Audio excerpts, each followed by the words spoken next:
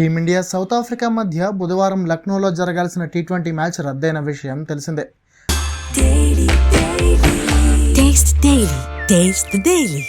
అయితే ఈ మ్యాచ్కి ముందు టీ20 వైస్ కెప్టెన్ శుభ్మన్ గిల్ టీంలో లేడని ప్రకటించి అందరికీ షాక్ ఇచ్చింది బీసీసీఐ. పరమ చెత్త ఫామ్తో దాదాపు 15 టీ20లకు పైగా ఫెయిల్ అవుతూ వస్తున్న గిల్ సఫారీలతో జరిగిన 3 టీ20లోనూ దారుణ బ్యాటింగ్తో నిరాశపరిచాడు. దీంతో 4వ టీ20కి ముందు గిల్ కాలి వెలికి గాయమైందని, అందువల్ల చివరి 2 టీ20లకు అందుబాటులో ఉండడని బీసీసీఐ అనౌన్స్ చేసింది. ప్రాక్టీస్ చేస్తుండగా గిల్ బొటనవేలికి గాయమైంది. అందువల్ల లక్నో వేదికగా జరిగే 4వ టీ20తో పాటు శుక్రవారం అహ్మదాబాద్ వేదికగా జరిగే 5వ టీ20లో కూడా గిల్ అందుబాటులో ఉండడు అంటూ బీసీసీఐ ప్రకటించింది. అయితే 4వ టీ20 రద్దు కావడంతో నెక్స్ట్ అహ్మదాబాద్లో జరగబోయే 5వ టీ20లో కూడా గిల్ ఆడడం లేదని క్లారిటీ వచ్చేసిందన్నమాట.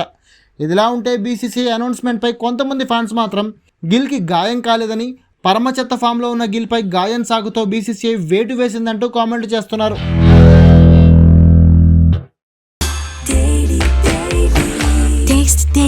Taste the Daily.